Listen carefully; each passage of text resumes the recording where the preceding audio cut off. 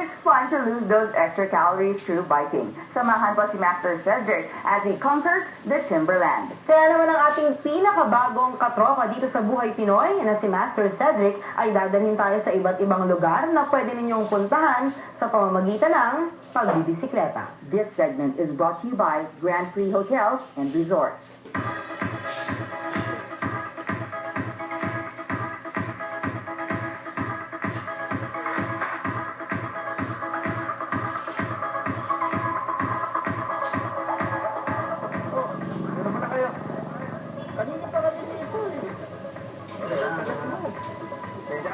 Galing pa Alumete.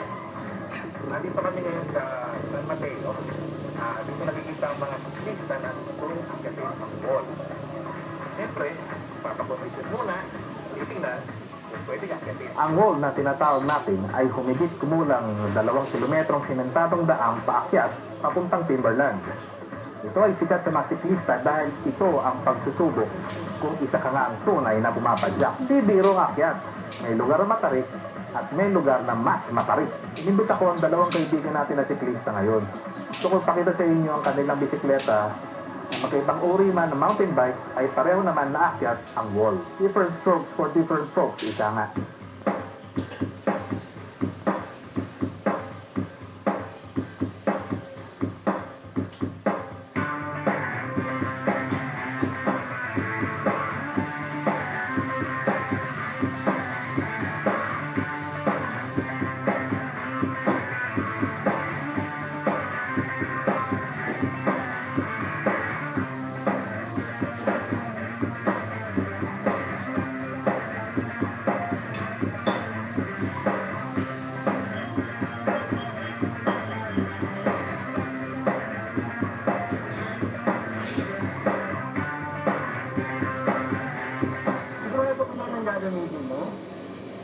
Marami tayo ahawulin, baka mabisi ka na here.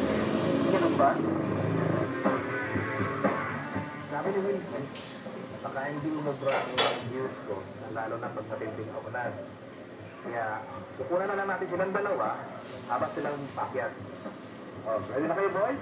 Ready na. Stretching muna kami, para mawama pa mga muscle. Very important ito, lalo na sa akyat.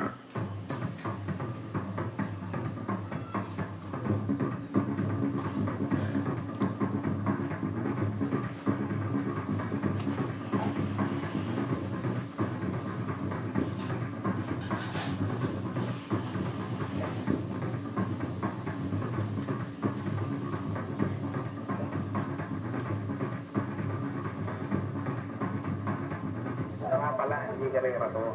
So ito comparison lang kung ano ang advantages and disadvantages ng kanilang mga mountain bike.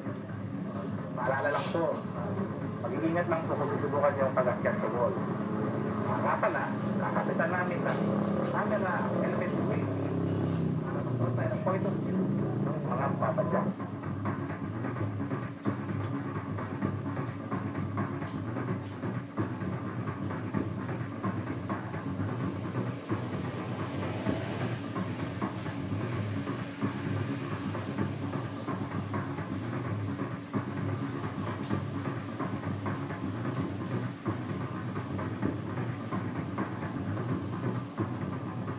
Ang wall ay paakyat papuntang Timberland.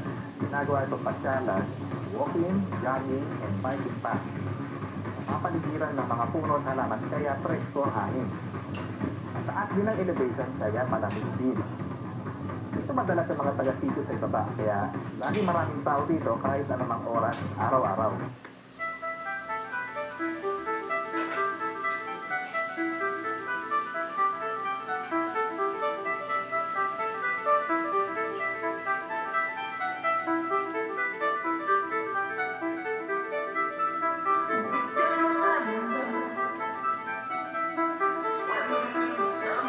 Siyempre, dapat handa ka sa pag-akyat, stretching and warm up muna.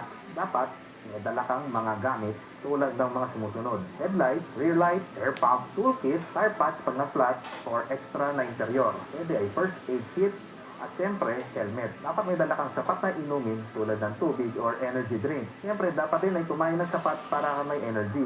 Huwag magpapagutom. Dapat mag-carbo loading ka tulad ng kanin, tinapay, or even pasta. Magbaon din ng saging para hindi ka mag-crack. Sa mahabang trail naman, nagdala ng energy gel, yung nakapakete.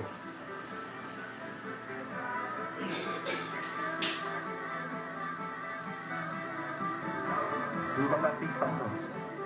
Kaya ko na rin ako. Totoo hinala ko. Nakakita na ako ng estrella. Ay nga wala ako.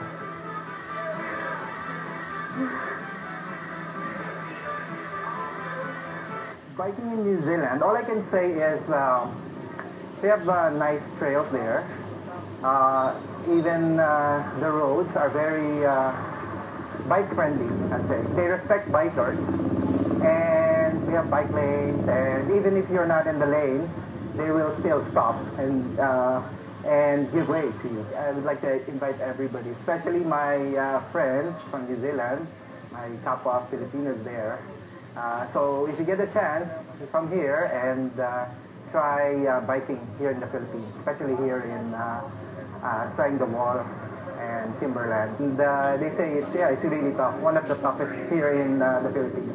New Zealand, I would say New Zealand has a lot of nice trails, but it's still different when you're home.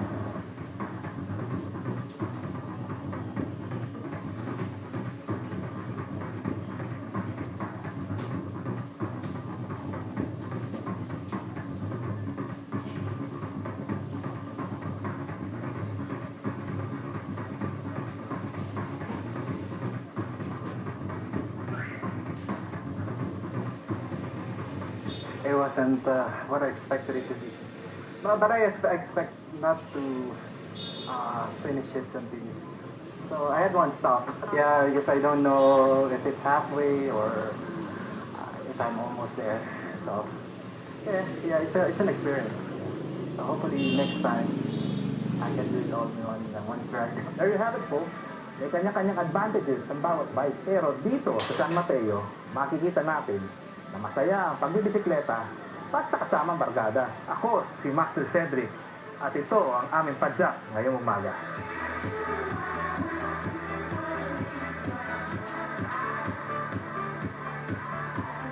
This segment is brought to you by Grand Prix Hotel and Resort.